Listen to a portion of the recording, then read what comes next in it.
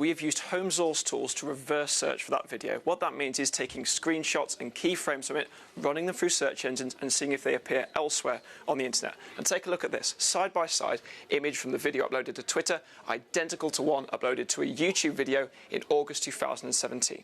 Here in theCUBE, we were able to take screenshots of this video and plug them into open source tools, search engines like Google and Yandex that you can use at home.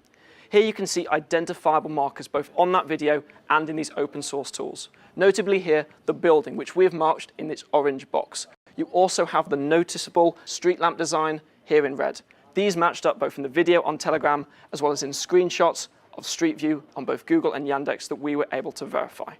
Well, during any election, when candidates are campaigning and people are hungry for facts, that is where we see the spread of misinformation and disinformation, deliberately false content. This is a social media post that's gained a lot of attention.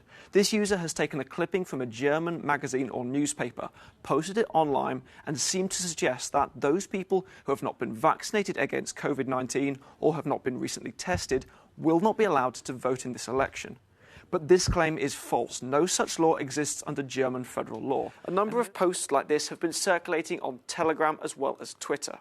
They falsely claim that Emmanuel Macron says that France, due to Russian sanctions, could face an influx of up to 60 million refugees over the next 20 years.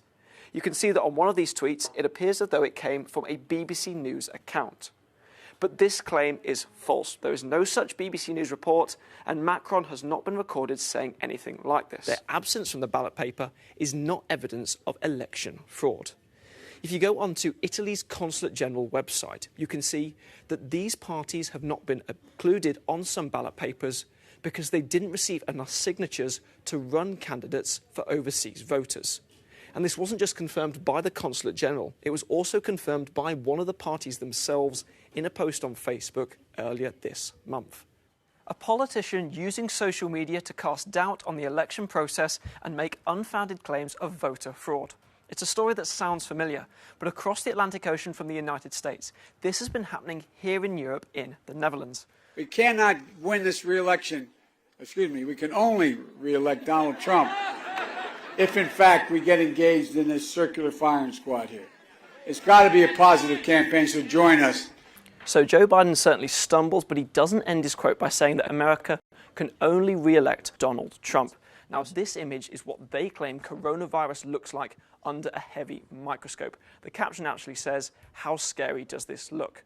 Well, here in theCUBE, we ran that image through reverse search home investigation tools, the likes of Yandex. And we found that that image appeared many times on the internet elsewhere. There was no clinical evidence to suggest any connection between COVID vaccinations and any form of AIDS. You yourself can go onto the website of the European Centre for Disease Control and Prevention or the World Health Organization.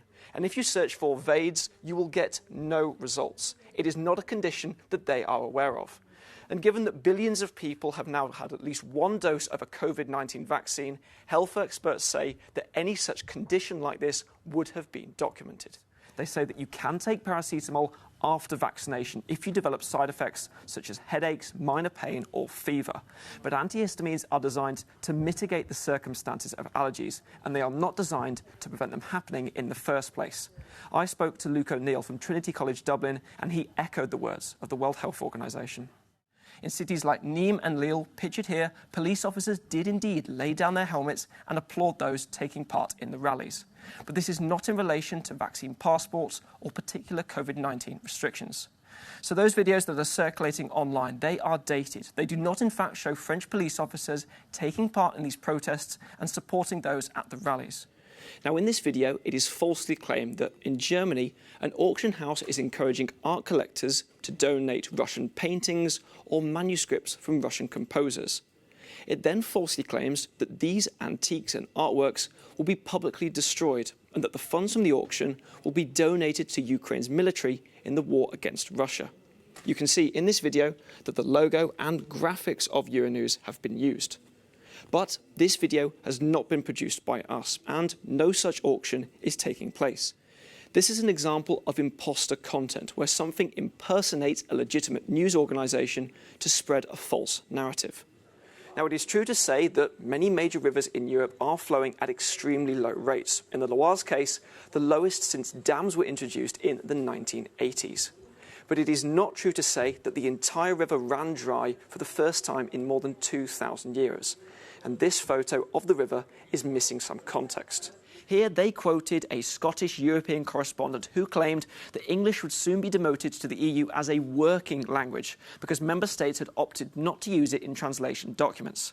But this article is false. Here at Euronews, we went straight to the European Commission, and in a statement, as you might expect, they firmly denied these claims. A spokesperson for EU-UK negotiations said clearly, no, this is not at all true. English will remain an official language.